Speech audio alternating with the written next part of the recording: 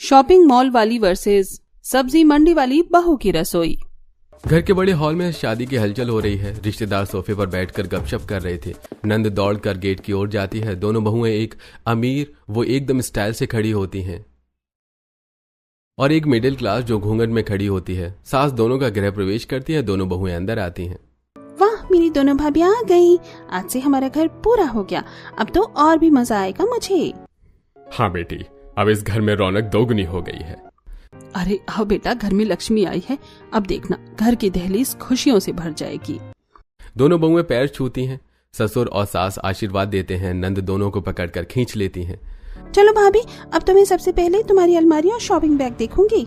सब हंस पड़ते हैं। कुछ दिनों बाद सास ड्राइंग रूम में बैठी होती है। दोनों बहुएं उनके पास आती हैं। देखो बेटा, अब तो तुम्हें इस घर के हर काम में हाथ बटाना पड़ेगा। आज से एक जिम्मेदारी और देती हूँ, ये लो पैसे। सास दोनों बहुओं को नोट गिन कर देती है। तुम दोनों बाहर जाओ, मार्केट देखो, सब्जियां खुद खरीदो। जहाँ से अच्छा लगे वहीं से हर हफ्ते की सब्जी ले आना। बहुत अच्छा मामी जी, मैं तो अपनी फेवरेट मॉल से ही सब ले आऊंगी। वहाँ सब पैक्ड और क्लीन मिलता है। जी मम्मी जी, मैं तो बड़ी मंडी से ही सब लाऊंगी। ताजा ताजा सब्जी मिलती है वहाँ। ठीक है बेटा, देखते हैं किसकी सब्जी से घर का स्वाद बढ़ता है। दोनों बहुएं अपनी अपनी जगह जाती हैं। मंडी वाली बहू मंडी में सब्जियां छू छू कर देखती है। सब्जी वाले से मोल भाव करती है और ताजी हरी सब्जियां खरीदती है। बहन जी, ये देखिए, आज की ताजा पालक और ये टमाटर भी अभी खेत से आए हैं। हाँ भैया, यही दे दो और थोड़ा धनिया भी डाल देना। दूसरी ओर मॉल वाली बहू मॉल में पैकेट उठाती है। एकदम चमचमाते पैकेट में सब्जियां रखी होती हैं। वाह, सब कुछ पैक्ड है, न गंदगी न झंझट। बस उठाओ किचन में रख दो। यही असली लाइफस्टाइल है। दोनों बहुएं घर आकर किचन में काम करने लगती हैं। मंडी वाली सब्जी धोकर काटना शुरू करती है और मॉल वाली पैकेट से सब्जी निकालकर बनाना शुरू करती है। देखो कितना आसान है ये पैक्ड सब्जियां। बस उबालो और थोड़ी सी ग्रेवी डालो, हो गया। असल स्वाद तो हाथ से चुनी हुई ताजा सब्जियों का होता है। मसाला अच्छे से भूनो तो खुशबू अपने आप आने लगती है। खाना तैयार हो जाता है। सभी परिवार वाले डाइनिंग टेबल पर बैठे होते हैं। सास, ससुर, नंद और दोनों बेटे। सामने दोनों बहुओं के बनाए हुए खाने के बर्तन रखे होते हैं। ठीक है, लेकिन स्वाद थोड़ा कम है, जैसे सब्जी में जान ही नहीं है। हाँ, इसमें वो घर वाली खुशबू नहीं आ रही। वाह, ये तो लाजवाब है। जरा सबको परोस कर खिलाओ बेटा। अरे, इसमें तो मम्मी के हाथ वाला असली स्वाद आ रहा है। हाँ भाई, ये तो गजब की सब्जी बनी है। सभी मंडी वाली बहू की तारीफ करने लगते हैं। मॉल वाली बहू के चेहरे पर जलन साफ दिखती है। डाइनिंग टेबल से उठने के बाद मॉल वाली बहू अकेले अपने कमरे में बड़बड़ाती है। सब इसके खाने की तारीफ कर रहे हैं, मेरी तरफ किसी ने देखा भी नहीं। ऐसा नहीं चलेगा, इसका तो कुछ करना पड़ेगा। अगले दिन डाइनिंग टेबल पर पूरा परिवार बैठा होता है। दोनों बहुएं अपनी अपनी बनाई सब्जियां टेबल पर परोसती हैं। वाह बेटा, आज तो फिर से दोनों बहू ने अपने अपने हाथ का खाना बनाया है। चलो देखते हैं आज किसका स्वाद अच्छा है। सबसे पहले मॉल वाली बहू का खाना सबके सामने आता है। सब थोड़ा थोड़ा खाते हैं। फिर मंडी वाली बहू का खाना सबके सामने आता है। बेटा, तू भी क्यों ना मॉल से ही सब्जियां ले आया कर। इतने बड़े घर की बहू अगर मंडी में सब्जी लाएगी तो लोग क्या कहेंगे। और वैसे भी मॉल में भी सब कुछ मिलता है, वो भी एकदम पैक्ड और साफ सुथरा। नहीं मम्मी जी, सब्जी चाहे मॉल से आए हो या मंडी से, पौष्टिक वही होती है जो ताजा और सस्ती हो। जो चीज मंडी में 20 रुपए की मिलती है वही मॉल में 40 रुपए की मिलती है। और स्टेटस तो सब्जियां कहाँ से खरीदते हैं इससे नहीं बनता। असली स्टेटस तो अच्छे पौष्टिक खाने से बनता है। सास थोड़ी नाखुश होकर बड़े बेटे की ओर देखती है। देख, बड़ी वाली बहू भी तो मॉल से ही सब्जियां लाती है। सारी सब्जी एकदम अच्छी होती हैं। तुझे भी वही करना चाहिए। नहीं, मैं तो कहूंगा कि मंडी वाली बहू ने बिल्कुल सही कहा। ताजा सब्जियां ही खाने का स्वाद और ताकत दोनों बढ़ाती हैं। असली स्वाद उसी में है। हाँ बिल्कुल सही, भाभी के हाथ की सब्जी तो कमाल की होती है। एकदम घर का असली स्वाद आता है। मॉल वाली बहू तुरंत अपनी सास की तरफ झुककर बोलती है। हाँ मम्मी जी, आप बिल्कुल सही कह रही हो। मॉल से एकदम ताजी और अच्छी सब्जियां मिलती हैं, इसको क्या पता। ससुर की तारीफ सुनते ही मॉल वाली बहू का चेहरा लाल पड़ जाता है। वो मन ही मन सोचती है, मम्मी जी तो मेरी तरफ हैं, लेकिन ससुर जी और बाकी सब धीरे धीरे इस मंडी वाले के पक्ष में जा रही हैं। नहीं, ऐसा नहीं चलेगा। किसी भी तरह मुझे ससुर जी को भी अपनी तरफ करना पड़ेगा, वरना ये सबको अपने कब्जे में कर लेगी। सुबह का समय होता है। रसोई घर में मंडी वाली बहू सब्जी बना रही होती है। कढ़ाई में सब्जी खदक रही होती है। वो जल्दी से पानी लेने किचन में जाती है। तभी मॉल वाली बहू चुपके से अंदर आती है। मॉल वाली बहू एक पिन्नी से एक लंबा कीड़ा निकालती है और मुस्कुराते हुए सब्जी में डाल देती है। अब देखती हूँ सब कैसे तारीफ करते हैं तेरी सब्जियों की। आज तो खेल ही पलट जाएगा। वो जल्दी से बाहर निकल जाती है। मंडी वाली बहू वापस आती है और आराम से सब्जी परोस कर सबको खाने के लिए बुलाती है। पूरा परिवार टेबल पर बैठ जाता है। मंडी वाली बहू सबको प्लेट में सब्जी परोसती है। हे राम, ये क्या है? सास की प्लेट में लंबा सा कीड़ा दिखता है। बहू, मैंने तुझसे कितनी बार कहा है कि मॉल से सब्जियां लाया कर। देख ले, मंडी की सब्जियों में हमेशा कीड़े होते हैं और आज तो इतना बड़ा कीड़ा मेरी प्लेट में आ गया। अगर मैं इसे खा लेती तो, और मुझे कुछ हो जाता तो उसकी जिम्मेदारी कौन लेता? बहुत गलत किया बेटा। मंडी की सब्जी अगर इस्तेमाल भी कर रही हो तो तुझे एक एक करके अच्छे से देखना चाहिए था। ये लापरवाही नहीं चलेगी। हाँ भाभी, आपका ध्यान कहाँ था? इतना बड़ा कीड़ा अगर मम्मी जी खा लेती तो जाने क्या हो जाता। मंडी वाली बहू का चेहरा उतर जाता है। मॉल वाली बहू अपनी नजरें झुकाए बैठी है, लेकिन मन ही मन मुस्कुरा रही होती है। अब आए ना मजा, यही चाहिए था मुझे। सबको अब समझ आएगा कि असली बहू कौन है। सास बड़े गुस्से से खड़ी हो जाती है। बहू, अगर तुझे मेरी बात नहीं समझ आ रही तो अब मैं एक बड़ा फैसला कर रही हूँ। आज से तुम दोनों बहुओं का बंटवारा होगा। बगल में जो छोटा घर है उसमें तुम और आकाश जाकर रहोगे, बाकी हम सब लोग यहीं पर रहेंगे। मामी जी, मुझे माफ कर दीजिए, मैंने जानबूझकर कुछ नहीं किया। मैं तो हमेशा एक एक सब्जी चेक करके ही बनाती हूँ, पता नहीं आज ये कैसे हो गया।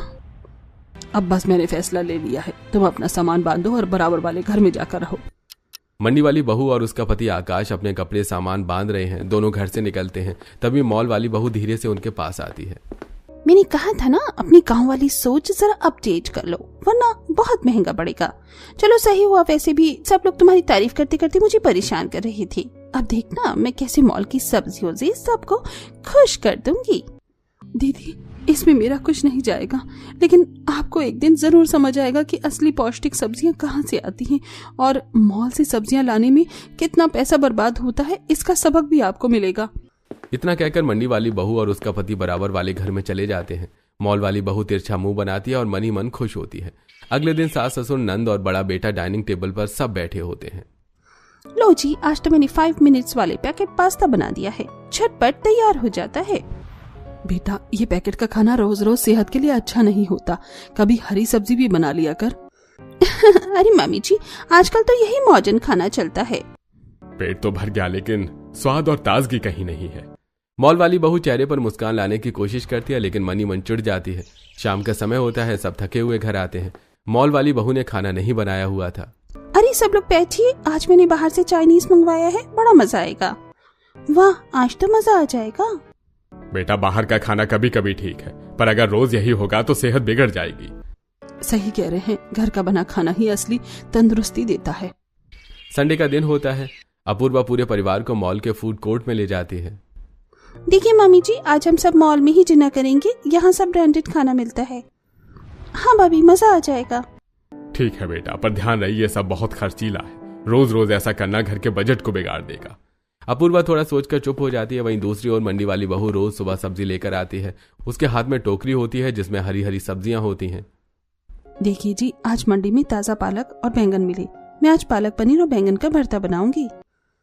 वाह, तुम्हारे हाथ की सब्जी का तो जवाब ही नहीं है। सेहत भी अच्छी रहती है और स्वाद भी। तभी मंडी वाली बहू रसोई घर में बहू खाना बना रही होती है। पास ही एक डिब्बा रखा होता है जिसमें वो पैसे जमा कर रही थी। अरे, ये पैसे कहाँ से जमा कर लिए? जी, मैं मंडी से कम दाम में सब्जी लाती हूँ, जो पैसे बचते हैं वो मैं धीरे धीरे बचत कर लेती हूँ।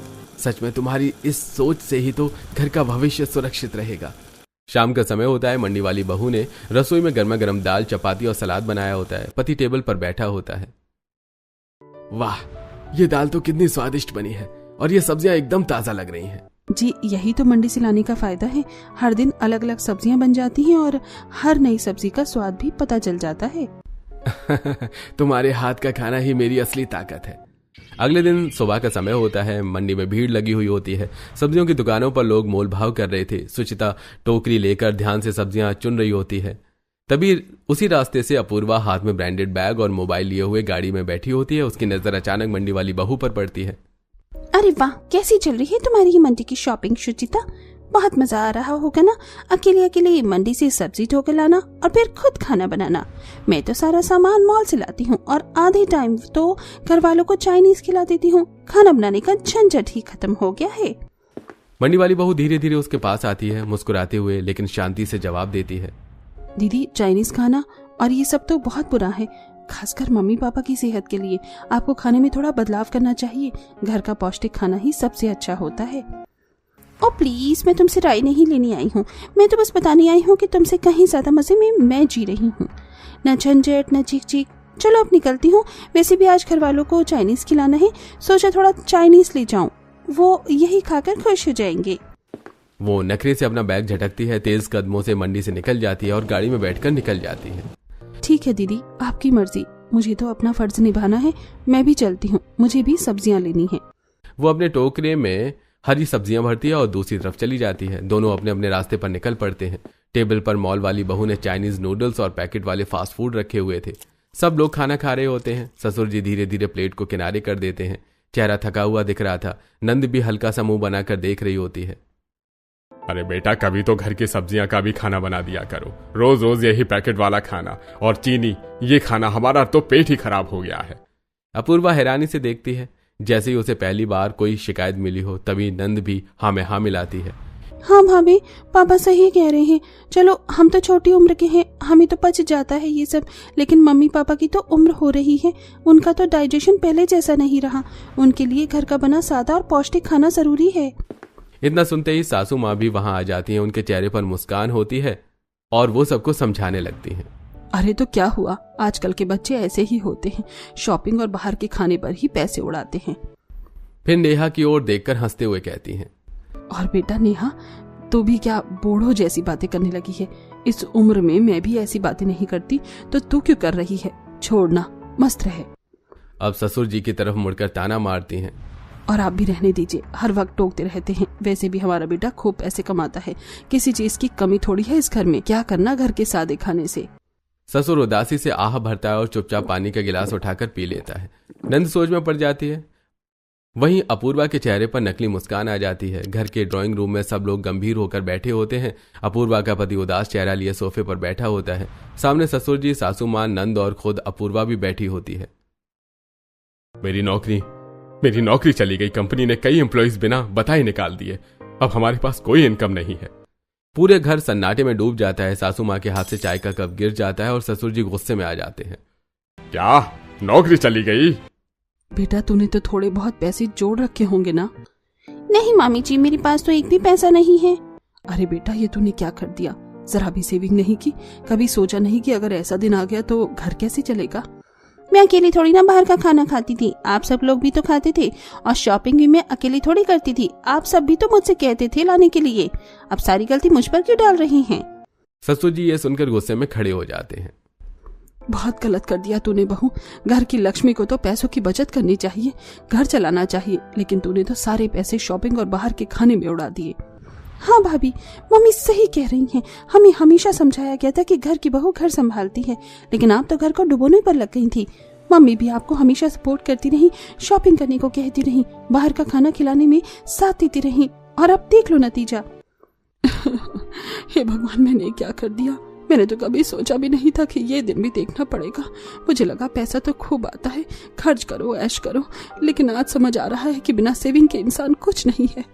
घर का माहौल परेशानी से भर जाता है। बड़ा बेटा सिर झुका लेता है। सबकी आंखों में आंसू और गुस्सा दोनों होते हैं। बड़ा बेटा उठकर कहता है, मेरे पास थोड़ी सी सेविंग है, मुश्किल से 3-4 दिन का काम चल जाएगा, लेकिन उसके बाद हमें पता नहीं क्या करना होगा। सब लोग चुप हो जाते हैं। ससुर जी सोच में डूब जाते हैं। देख बेटा, अब तक तो हम ऐश करते रहे, अब वक्त है संभलने का। लेकिन काश अगर इन दोनों ने पहले ही समझदारी दिखाई होती तो आज ये दिन नहीं आता। इसी तरह अगले कुछ दिन घर पति की थोड़ी सी सेविंग से चलता है, लेकिन धीरे धीरे राशन खत्म होने लगता है। खाने की प्लेटें खाली होने लगती हैं। अपूर्वा उदास हो जाती है। सास के चेहरे पर परेशानी दिखने लगती है। एक दिन जब घर में खाने के लिए कुछ भी नहीं बचता, सास और अपूर्वा दोनों सिर झुकाए सुचिता के घर पहुंचते हैं। बेटा हमें माफ कर दे, आज हम बहुत बड़ी मुसीबत में हैं। तेरे भैया की नौकरी चली गई है और घर में खाने तक को नहीं बचा। हमें समझ नहीं आ रहा अब क्या करें। हाँ, हमें माफ कर दो, हमने कभी तुम्हारी बात नहीं मानी। हमेशा मजाक उड़ाया कि तुम मंडी से सब्जी लाती हो, सादा खाना बनाती हो, लेकिन आज हमें समझ आ गया कि तू कितना सही थी। सुचिता की आंखें भी नम हो जाती हैं और वो दोनों को बैठने के लिए कहती है। दीदी, यही तो मैं आपको समझाना चाहती थी। बाहर का खाना और शॉपिंग सिर्फ दिखावे की चीजें हैं। असली मजा तो तब है जब हमारे पास सेविंग हो और घर के बड़े बुजुर्ग हेल्दी रहें। बेटा तू बिल्कुल सही कह रही है। मैंने तो हमेशा सोचा था कि पैसा जितना आता है उतना खर्च करो, शान और शौकत ही जिंदगी है, लेकिन आज समझ आया कि पैसे की असली कीमत क्या है। सुचिता मुस्कुराती है, फिर एक डिब्बा निकालती है, उसमें ढेर सारे रुपए रखे होते हैं। देखिए मम्मी जी, मैंने मंडी से सस्ती सब्जियां लेकर और थोड़ी थोड़ी बचत करके 1.5 लाख रुपए इकट्ठे कर लिए हैं। यही वजह थी कि मैं हमेशा मंडी से सब्जी लाती थी। सास और अपूर्वा दोनों हैरान रह जाते हैं, आंखों में पछतावा और सम्मान दोनों दिखते हैं। तुम सही कह रही हो बहन, मुझे माफ कर दो। मैंने तुम्हारी बातों पर कभी गौर नहीं किया, हमेशा तुम्हें नीचा दिखाया, लेकिन आज समझ आया कि असली समझदारी क्या होती है। सुचिता हाथ पकड़कर कहती है, कोई बात नहीं दीदी, देर से ही सही, मगर आपने अपनी गलती मान ली, यही सबसे बड़ी बात है। अब हम सब मिलकर इस मुसीबत का सामना करेंगे। सास गले लग जाती है और रोते हुए कहती है, बेटा अब तू अलग घर में नहीं रहेगी, तू मेरे साथ ही रहेगी, हम सब एक साथ रहेंगे। ठीक है मम्मी जी, जैसा आप कहें। सुचिता बैग पैक करके सास के पास वापस घर चली जाती है। पूरा परिवार फिर से एक घर में आ जाता है। सुचिता और अपूर्वा मिलकर मंडी से सब्जी खरीदने जाती हैं। दोनों मिलकर ताज़ा खाना बनाती हैं। रसोई से खाने की खुशबू आ रही होती है। डाइनिंग टेबल पर पूरा परिवार एक साथ बैठा होता है। प्लेट्स में ताज़ा मंडी की सब्जियों से बना खाना रखा होता है। सबके चेहरे पर मुस्कान आ जाती है। वाह बेटा, तेरे हाथ की सब्जी खाकर तो मजा आ गया। कई दिन हो गए थे दिल से संतोषजनक खाना खाए हुए, आज तो पेट के साथ साथ दिल भी भर गया। हाँ भाभी, हम सब तुम्हारे हाथ का खाना बहुत मिस कर रहे थे। अपूर्वा हंसते हुए कहती है, अरे बस थोड़ा क्रेडिट मुझे भी दे दो। आज मैंने भी मंडी से सब्जी लाकर खाना बनाया है, अब मैं भी सुधर गई हूँ। चलो अच्छी बात है। वैसे सुचिता से और चीजें भी सीख लो, बचत का कॉन्सेप्ट, उसमें भी थोड़ी तुम कमजोर हो। क्यों, सही कह रहा हूँ ना सुचिता? हाँ भैया बिल्कुल, दीदी के लिए मैं पर्सनल क्लासेस चलाऊंगी। अब बस भी करो, समझ आ गई है मुझे अपनी गलती। सब हंस पड़ते हैं। मेरी दोनों बहुएं बहुत अच्छी हैं, अब हमारा घर सच में स्वर्ग बन गया है। इस तरह पूरा परिवार एक साथ हंसी खुशी रहने लग जाता है और बड़े बेटे की भी जल्द ही अच्छी कंपनी में नौकरी लग जाती है।